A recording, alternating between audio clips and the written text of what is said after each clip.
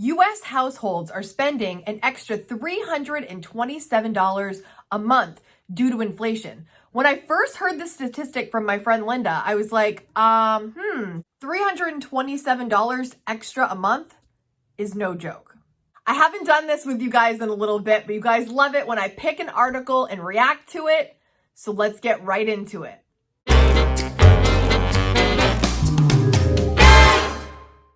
All right, I've printed this out, so I'm not looking at the screen, but I might be looking down a little bit. It's saying inflation has hit levels not seen in 40 years, and Americans' wallets are feeling the strain. Now, we've talked about this in a collab video I did with Under the Median not too long ago. It's on everyone's minds because prices are rising, and from everything to food to shelter, costing the average American household the additional $327 per month, and that's higher than last month's estimate of $296 a month. Food rose 1% from last month and 8.8% over the last 12 months. Yikes!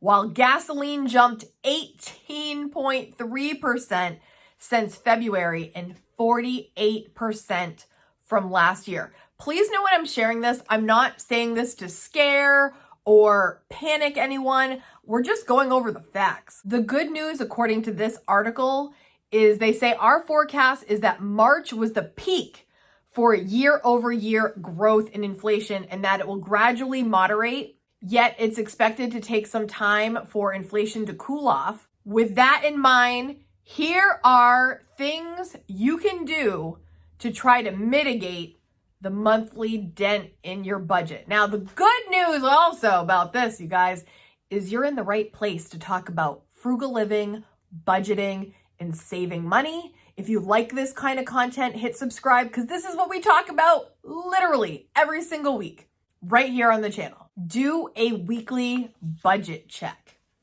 If you don't have a budget yet, my friends, I have lots of content to help you with creating it. In fact, if you are struggling with creating a budget right now or sticking to it or any aspect of budgeting that you have questions about, please leave them down in the comments so that I can compile another video to help you with your biggest budget needs. After years of practice, I really feel like I've got a good grip on how to do this successfully, and I want to help you.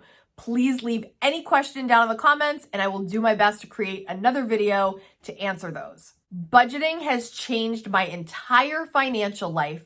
I am a firm believer in budgets. It's a plan. It's like a roadmap. It's like a GPS to get where you want to go in your financial goals. It's going to take an understanding of what income is coming in and where you need to cut, or possibly when you need to make more money. There are definitely options. Don't feel helpless, but starting with a budget to work from is the first step. Think ahead. The article says to save on gas, be strategic about the use of your car. Now, we talk about batch errands on this channel all the time. It's one of my favorite tips. They also say it does help people save money if they know what they're going to be eating and sticking with it. Meal planning, or as I do, meal plan-ish. Coming up with a plan ahead for your meals, coming up with a plan ahead for your errands, not waiting till the last second to figure things out is really going to come in handy during these times. Once you've got that budget and then you're planning ahead, you can come up with what you need to make ends meet. And eventually the goal, of course, is always to live below your means. Shop carefully. Right now, it's more crucial than ever to strategically be shopping, not to be frivolously and mindlessly shopping. It's a time to be very intentional. It's a time to embrace generic brands. It's a time to comparison shop. And it's a time to really decipher wants versus needs. Don't accumulate credit card debt. I am a fan of credit cards when used responsibly. I do have a credit card and I do pay it off every month. If I were in a place where I was using my credit card as an extension of my income, then I would have to take a hard look at that and perhaps stop for a little bit so that I'm not relying on a credit card for income because your credit card credit is not income. I highly recommend only using a credit card when you have the money to actually pay it off every month so you do not pay interest and you don't let it accumulate. Sometimes when you let it accumulate, it can snowball. Don't get into that habit. Don't stop saving for retirement.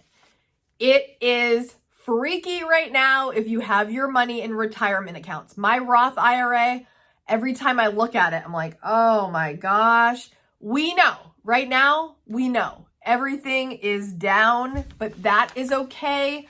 Don't panic. Keep investing. It says the worst thing that people saving for retirement can do is stop putting money aside to help pay for increased costs now. 20 years from now, things are going to be twice as expensive. Don't stop investing.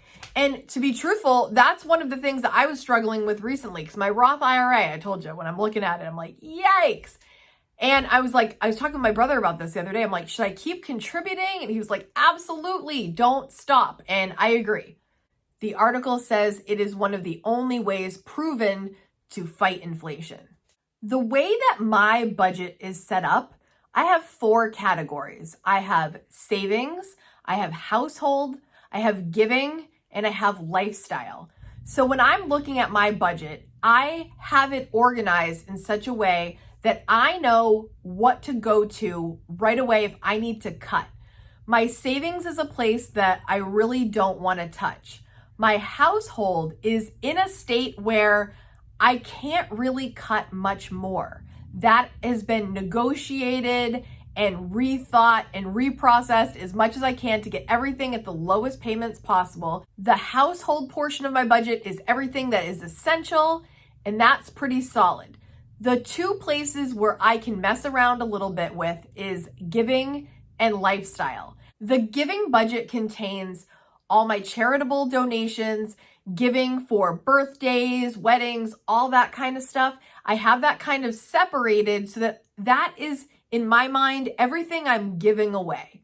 And that is something that I can definitely work with in times of need. So that leaves my lifestyle category. That has all the frosting on the cake, all the optional things, going out to dinner, getting something fun for the house, like decor that I don't need, getting my hair done, if I were to get my nails done or get a massage, any of that kind of stuff that I don't absolutely need and that I'm choosing to spend my money on. When times are tough, that's where I've got to go. There's been times in my life where the lifestyle category was very small and I did not get to do many extra things, if you will. But over time, I've been able to build that up a little bit so that I have a little bit more wiggle room for fun money. I'm very excited that heating season is coming to a close very soon. My heat's not running now, and we're in that in-between phase before our electricity gets hiked up with the air conditioning. But oil has been expensive, and that will be a relief when it doesn't have to be filled as much. Now is your turn. What has been the biggest thing that has affected you for inflation? What category is your mind just blown each month that it costs what it costs? And give us one thing that you're doing, one thing in the comments that you're doing to combat inflation. Let's keep this conversation rolling, K-Squad. This is just tip of the iceberg conversation about inflation. Click on this video right here at this time for how frugal people deal with inflation. I've got tons more tips. See you over at this video now. Bye, guys. Bye, K-Squad. See you in the next video.